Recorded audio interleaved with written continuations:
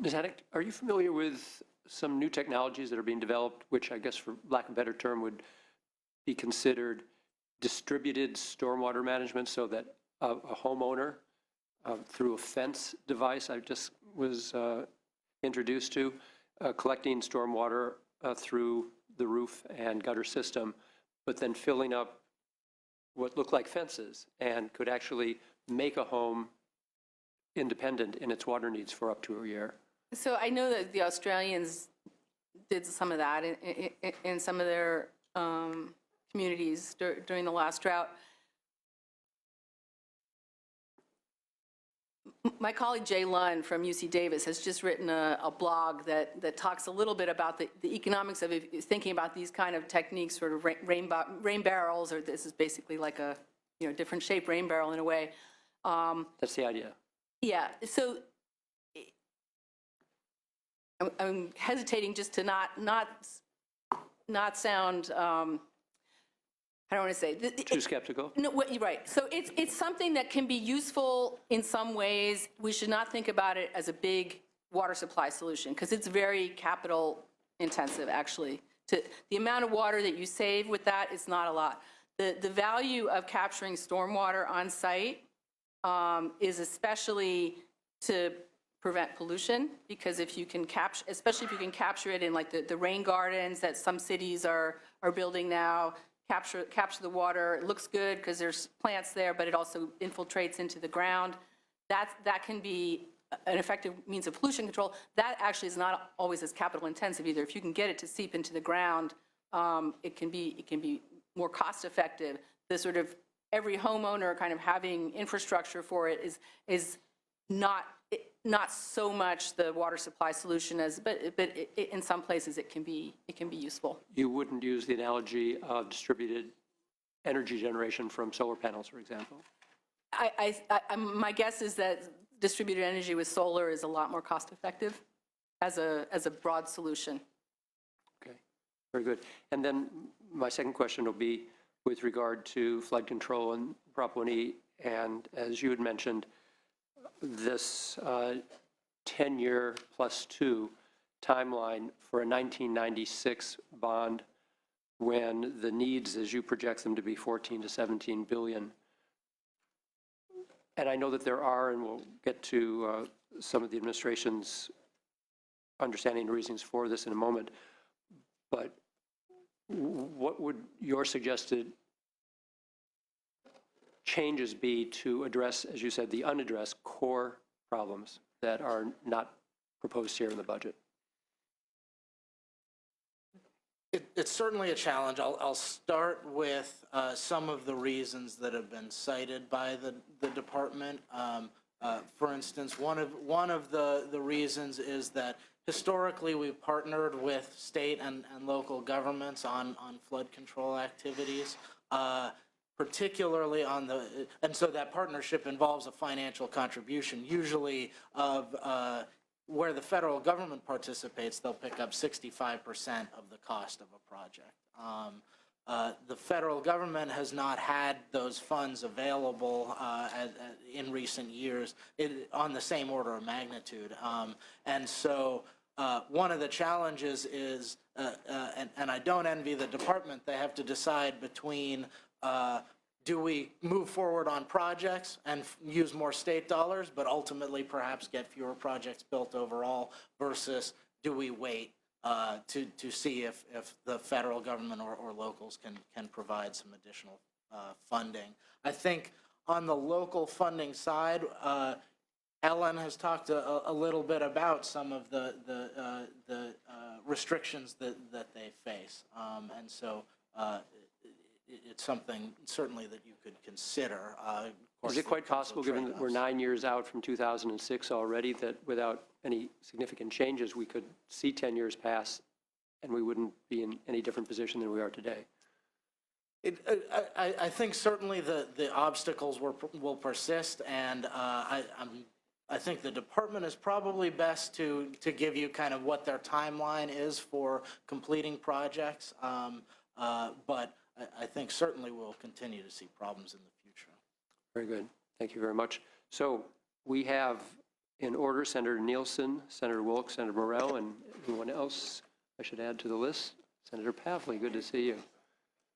If I may, Mr. Everini, you've called for a robust, cost-effective criteria. A little over a year ago, the legislature passed 2 drought relief measures, mostly just shifting around unexpended bond monies to, I think, mostly local projects. Is that correct? Correct. Has this criteria been imposed to whatever we're doing on that? Are they being cost-effective? Is someone looking at how that money is being used, or is it just being thrown out there and forgotten? Certainly, we attempt to evaluate the cost effectiveness of the proposals as they come to us. The administration does have some procedures in place. So with the drought response activities, the Office of Emergency Services fulfills a coordination role on that. They ultimately approve and review the expenditures that are being made. I think from a broader perspective, this is exactly one of the challenges associated with doing these activities on an emergency basis. It's very hard to evaluate the cost effectiveness of a proposal when it needs to be done now, when in the midst of a drought. And so taking a step back and doing some of the longer term planning and identifying what some of the more effective approaches are, maybe looking to other states or countries might be helpful in ensuring that cost effectiveness. Well, a lot of what you've talked about is accountability and oversight. And I'd not like to see with Prop 1 us go down the trail that we did with CalFed. Billions of dollars poured into the Delta. And there's no one that I've ever talked to that said the Delta's better off. I've never heard any data presented by anybody that shows the Delta's better off. It's still a mess. That's the claim. And so we can't go down that trail again and again and again, billions that do not result in something. Okay, if I may then shift to Ms. Hannock, excuse me. The shift to local government, do I read into this that you're suggesting that the state should diminish its support for such things and put more of the responsibility, I'm going to say that responsibility, not burden, although it is a burden, on local government? Is that what you're suggesting? Well, no, just wanted you to see sort of where the state comes in terms of its share. But then I think, looking forward at the gap areas, these sort of fiscal orphan areas, I think that unless the state can help make it easier for local agencies to raise funding, the state is going to have to step in more. And I'll use the example of stormwater, where right now, from a regulatory perspective, it's a local responsibility. Cities and counties have these permits that they have to meet in terms of pollution control from the stormwater on their properties, and yet they are really constrained in their ability to raise funding to meet those needs. And so up until now, regulators have not been doing too much fining for noncompliance, but that's, the regulatory agencies are also under court orders often to be more stringent. And so I think we're going to be seeing more and more of a clash here between the regulatory requirement to do things and the inability at the local level to raise the funds, unless we can make it easier for them to pass these local fees or taxes to do this, or the state steps in with state money. Well, let me allow that even were that to happen, the taxpayer's obligation to the state will not in a commensurate way diminish. That money will simply get spent on other things, most of which will be base building, and that does not help our budget. But keep in mind, whatever we do to local government, and I submit realignment as a classic example, the state, my term, dumps its problems or its historic responsibilities on local government, but comes with the fetters, such as the groundwater legislation that passed. The state ultimately will control, and they will dictate to local government what their local groundwater plan has to be. And if we're going to shift the burden to local government to pay for it, I think that's a problem. Local governments, even in this last election, have passed tax measures. Why? Because those citizens have seen that this is going to go for a baseball field or a police station, something very specific. But here we're not going to go down that trail. We're just going to shift that authority to them. And now these are very fundamental statements by the public. Prop 13, 218, and 26 of a lack of confidence in their government.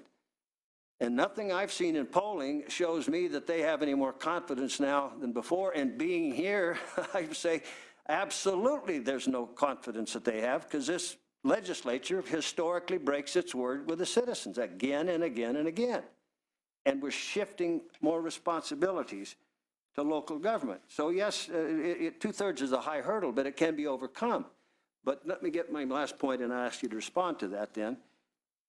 I look at what we're doing with water as a beneficial use for all the people of California.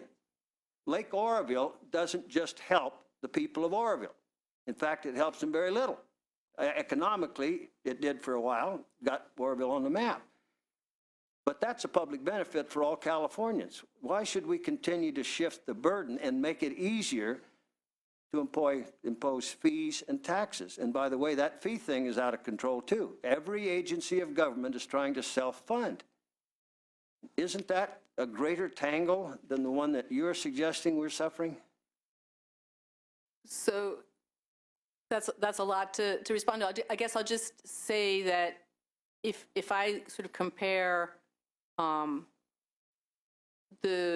think transparency and accountability are really important, and I think that the reforms, the constitutional reforms that I talked about and that you've referenced have helped a lot in that way. But I do think that actually a special tax, in some ways at the local level, is more transparent than a general tax, and yet we have a higher hurdle to pass it, because a special tax will tell you exactly what that money is going to be spent for, unlike a general tax at the local level that by definition can't really get too much into detail. That only requires 50%. So, and if you look at even, local bonds require 2/3 for most things except for schools, and those typically tell you exactly how it's going to be paid back, and they usually identify a funding source for it, whereas state bonds just say it's going to come out of the general fund without necessarily considering what kind of fiscal situation the state's going to be in. So I think that in some ways local agencies have a harder time than the state, even in raising funds. I totally, well, in terms of raising funds, I don't know, but in terms of doing their job, I couldn't agree absolutely more. And that accountability that we speak of applies here. Now, in terms of that argument, I'm very happy to see these oversight hearings, and I want to ensure that they are meaningful and they get to the core, so that this legislature is watching over, say, the Proposition 1s, and making sure the money is getting appropriated by 2016, and that storage is beginning to be built, and all of the other projects that were to be funded are in process at least by 2016. I really appreciate your work and testimony. Thank you. Thank you, Senator Nielsen. Senator Wolk, followed by Senator Morell and Senator Papley. Thank you, Mr. Chair. Thank both of you for your initial discussion. I have just a couple questions, because many of the things that were suggested by you in your presentations, I'm really interested in hearing from our next panel and asking them a number of questions. Let's go to 1E first. Again, the administration's proposal is to move monies in these three areas out the door very quickly, so thereby truncating the budget process and the ability of budget subs and the committee as a whole to really delve into this and make certain that the money is being well used, recognizing that there is an interest in doing this quickly and meeting the voters' intent.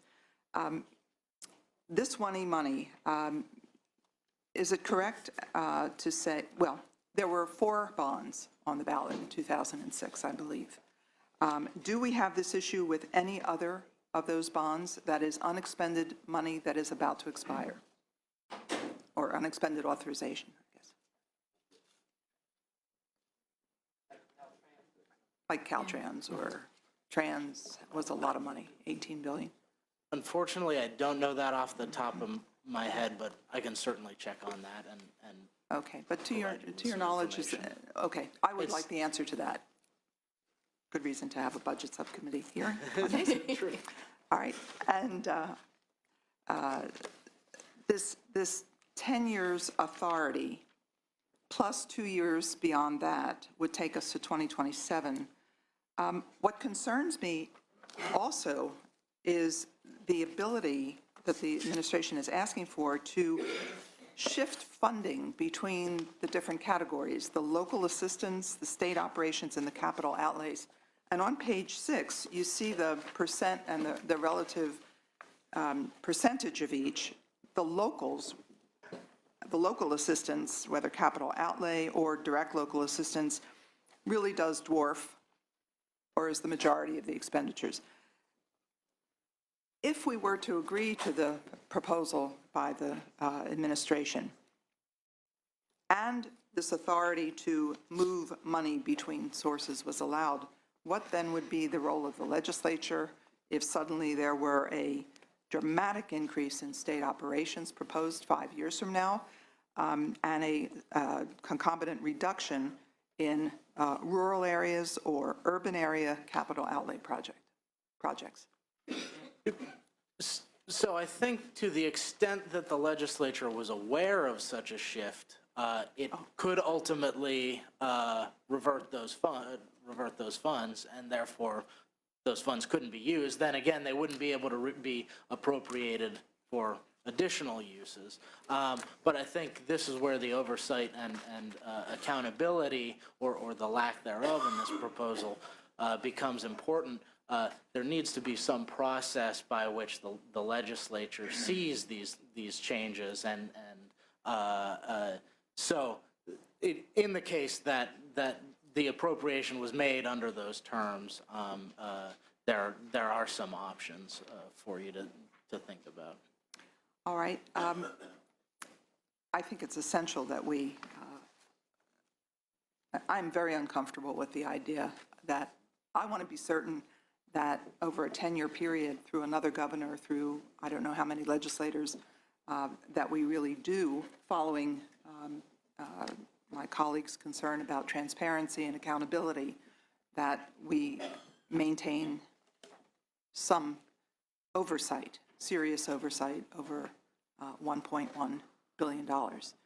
I'm going to have more questions for the administration representatives about that. I share your concern and about what happened over the last 10 years. I mean, why, or the last 8 years? Why haven't we been able to get the money out the door? And that will be well put to the administration when they come forward. Let's go to Prop 1 for a moment. Of this chart on page 4, there are some of these programs that are brand new. So there's no record, there's no anything other than the direction in the bond. Do you think it would make any sense, any rational sense, to distinguish between those that are in terms of getting some money out the door quickly, which is the intent of the administration, to distinguish between those that are brand new programs and therefore require a great deal of regulation and formation of guidelines, et cetera, versus existing programs that we know are working and that should and have a backlog, perhaps? I think a couple of things to think about on that issue. So yes, you're right. Some of these programs are new, some are existing. I think the main ones that are existing are the water recycling funding and some of the drinking water and wastewater activities. The thing to keep in mind on those existing programs is that the guidelines were developed in relation to either previous bonds or other types of funds. And so they may not fully reflect all the priorities that were set out in Proposition 1. So it could be valuable to just go and verify the consistency of those. I think one of the interesting things about the administration's proposal is that, for instance, you don't see much in the way of groundwater cleanup funding being proposed, and the Water Board has indicated that the main reason for that is that they want to take a little bit more time to ensure that they get that program right. So there's certainly some value in thinking about it that way. All right. Thank you, Mr. Chair. I'll save most of my questions. for We'll the have more panel. questions, you Thank bet. Senator Pavley. Thank you. Thank you very much. Glad to be on this committee, chairing a topic near and dear to my heart, chairing the Natural Resources and Water Committee. First of all, Chair Leno, your comments, sort of the umbrella comments, struck me as something important to say, even though maybe not directly relevant to our two panelists here. Are we indeed looking at a 20th century water delivery system that may not be as relevant or effective in the 21st century? How can we build in more resiliency? How can we reuse water not once but twice, but maybe 3 times? And so I think that sort of clouds sort of my issues on priorities and things like that. I share Senator Wilk's concern on making sure that we have the oversight in the legislature. I guess the question to the LAO's office at Senator Wilk, essentially, I don't know of anything in the past that's been done where you encumber 10 years of money, ability to shift it where you want to go without the legislative support. Usually it's project by project where there's some vetting through the subcommittee process. Can you articulate for me the sense of urgency and the timing on that when the request is for 10 years plus 2? Why is this not through the traditional budget process? Why is it something that we should be looking at now when there aren't projects that are identified that are ready to go out the door to deal with drought-related concerns, but I know integrity of levees and all the things that are important? Right. So Proposition 1E has this deadline of 2/16. Right, exactly. And so I think what you might be hinting at that certainly not all the funds would have to be appropriated with this budget year. So Right. First of all, there would be the option of next budget, of the next budget, or some other sort of special legislation to appropriate the funding at a later date. The administration's intent, I think, is to ensure that there's a long enough time period to spend all of the available Proposition 1E funds, although the specific projects might change in the future, and hence the desire for the flexibility. Although I think they can probably elaborate a little bit more on that. But historically speaking, there hasn't been anything that I can recollect where we've... Yeah, to my knowledge, there hasn't been. I believe a couple of years ago there may have been a somewhat of a transportation proposal that was somewhat similar, and that it would have appropriated several $1 billion of funding. Although I believe ultimately the administration pulled that proposal back and did identify specific projects. just for the proper oversight. Go ahead. Just a thought, and this may reflect more thinking about why it's taken as long as it has to spend the flood Prop 1E money, less about whether it will take 10 more years to spend it, is that after Prop 1E was passed, that was also a time when there was a flood package that the legislature pushed through in part with Senator Wolk's leadership then, and yes, and that included also the setting up the Central Valley Flood Protection Planning process, which is a really, kudos to the folks who led that. So I think, charting the way for what the direction of our flood protection should be in the Central Valley, and that's kind of at the point now of being ready to help guide those priorities. So from that perspective, it's probably useful to have still some money available to put toward that. But this decision in the short term today isn't something Right. that couldn't be done as part of the budget. I don't see this Yeah, project that I with the can't comment on. match Is this more on the yeah. table, ready to go, and if we don't have the money out the door now, we're going to lose the ability to do that. I'm just trying to grapple with whether this is standard approach. One other question, Ms. Hack. I was intrigued with your closing the gap chart here on surcharges, even though it would be somewhat controversial. My staff and I, my policy staff and I, we couldn't quite figure out how you would put a surcharge on water, given we're not Australia, we don't have one water agency, we have, I don't know, thousands of irrigation districts and water agencies. How would you go about doing that?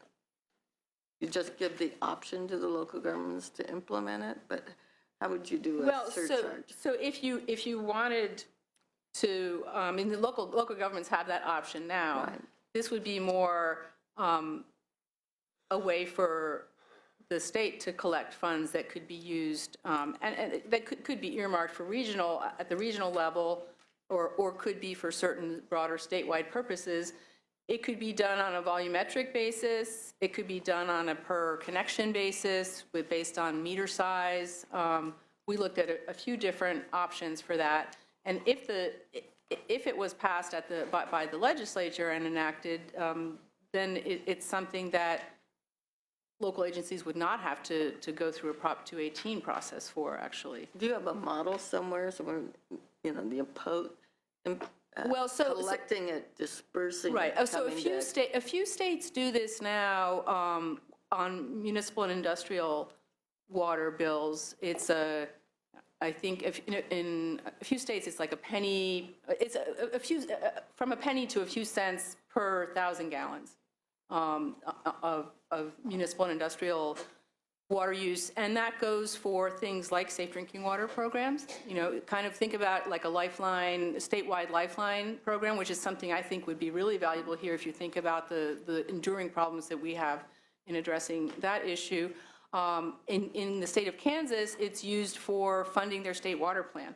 I think in Kansas it might be 6 cents per 1,000 gallons, and there are also some other fees that go into that, like chemical use fees and so on.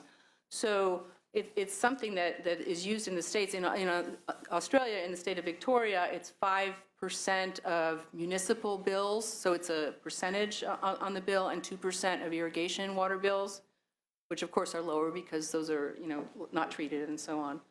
But so there are different ways to do this and to spend it on different things. In Australia's case, in Victoria's case, they spend it on various kinds of mitigation programs for the environment.